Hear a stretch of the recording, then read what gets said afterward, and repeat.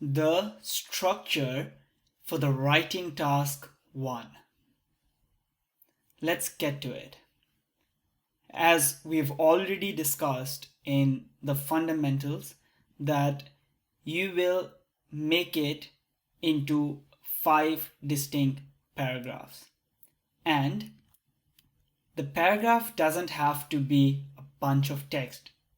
It is more like it has a different purpose. So it can just be a line, but it has a very, very specific purpose for the examiner to know how to assess that. And different parts of a structure of your task has different weightage. So let's say in paraphrasing question, if you don't do a good job, or in the last one line summary, it's still fine. But if you don't do a good job at, let's say, point 3 and 4, or even at point 2 in writing task 1, then it's a big negative mark.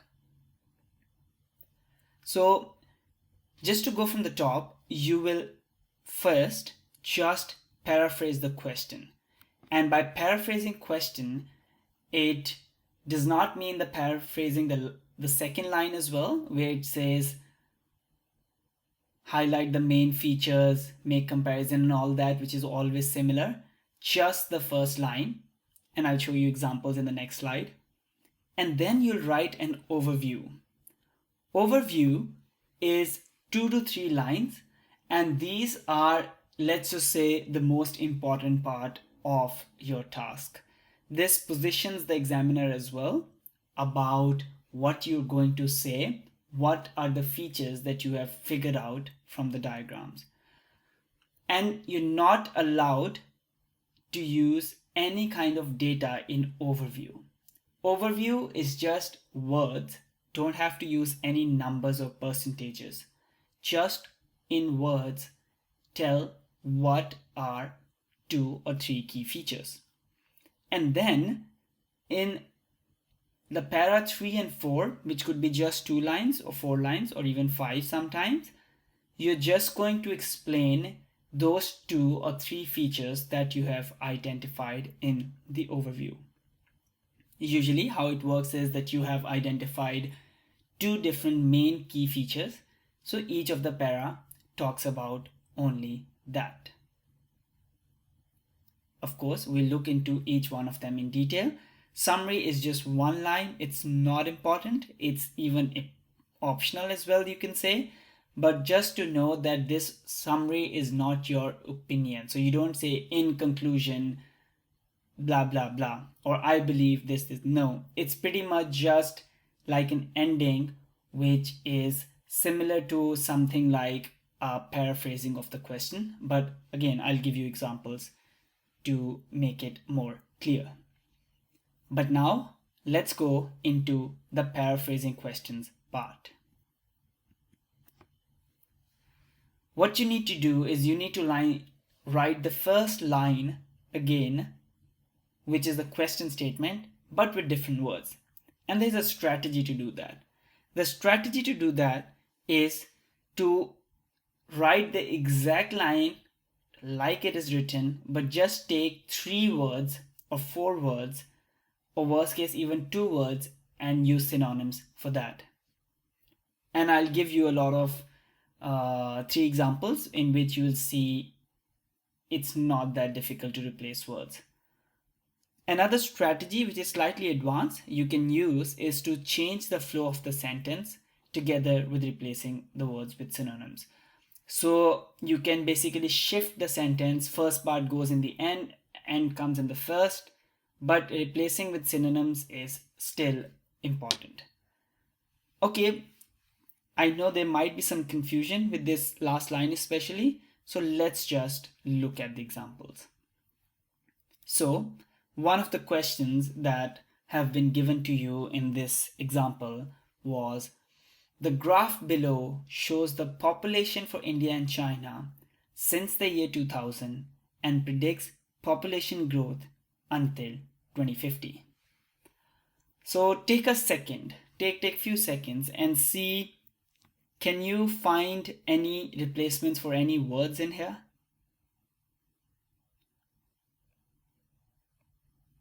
for me, the graph can be changed. So the first word, either it's a diagram, graph, illustration, map, whatever, any chart, any word they've given, you can have a replacing word for that. And chart can be written as graph, graph can be written as diagram, diagram can be written as map, so on and so forth. All of these are interchangeable words. Population for India could be number of people. Let's see my suggestion for this. Okay, so I've changed right out of the gate two big numbers. Graph, two big sentences, graph and shows. Chart and illustrates. So chart, illustrates are already high vocabulary. Just keep it in your dictionary, in your toolkit, and use it on the test day. So the graph below shows, the chart illustrates, and you don't have to write below because, of course, in your answer, there won't be any chart below. The population for India and China, the total number of people in India and China since the year 2000, starting from the year 2000, and predicts population growth until 2050 and predicting it till 2050. So I've kept the exact flow of the sentence and I've changed basically 4 words. Graph shows, chart illustrates 2 words, population becomes total number of people, since the year becomes starting from the year. That's it. As I mentioned, that you can also change the flow of the sentence. And if we are going to change the flow of the sentence, we're gonna bring the first part to the end and middle and end part to the beginning. Then it becomes, the total number of people in India and China from the year 2000 to the year 2050 are illustrated in the chart. So this is what I meant. This really paraphrases your question because you completely change the flow of it. But of course, you still have to change to synonyms first. So population becomes number of people, graph shows becomes chart illustrated, so on and so forth. But I just wanted to give you that other option. It's not that important. Using synonyms, that is more important. Let's look at another example. And now, first, in your head, maybe pause the video and see how many words you can find synonyms for. So I've been able to change these words. The following charts become the diagrams illustrate. As I mentioned, chart, diagrams, graph, maps, all these are interchangeable words. Illustrate is a good high vocabulary word, so do keep it always. It means to show. The following charts represent, the diagrams illustrate, the weight measurements of people, the population's weight profile. So I've changed again 4 words. Charts become diagrams, represent becomes illustrate, weight measurements became weight profile, people became population, and we brought it behind, so with apostrophe, because measurements of people meaning population's weight profile. So yeah, that's your example of using synonyms again. And if we have to change the flow of the sentence, then it becomes the weight profile of Charlestown's population from 1955 to 2050 is illustrated in the diagrams below. So again, the words are still used, the synonyms are used, but the flow is changed and it's very powerfully paraphrased. But the technique is just to bring the end to the start and start to the end. And let's look at one more example. The table below gives information about languages with the most native speakers. In your head, pause the video and see how many words you can find synonyms for.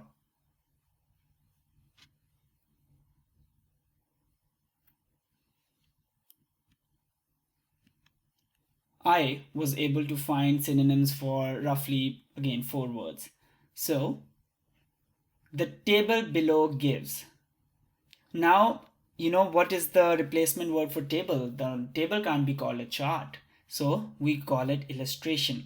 So, illustration, when called like that, becomes a noun. It is representing, mentioning about a diagram.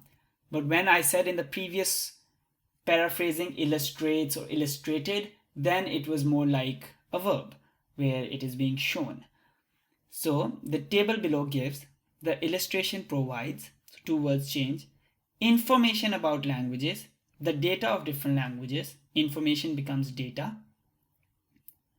with the most native speakers, with the number of native people who speak that language. So native speakers became native people who speak that language, because I could not find an exact replacement of, let's say, native. Okay, so I kept native as native, and speakers I changed to people who speak that language. And yeah, that's it. That's a very, very powerfully paraphrased statement of a very, very short statement, to be frank. So keep these words like illustration, especially information, data, so on and so forth. Look at these three examples again and keep them in your toolkit of how to paraphrase. With that, now let's move on to the second part, which is the planning. And in the planning, we'll look at the overview first.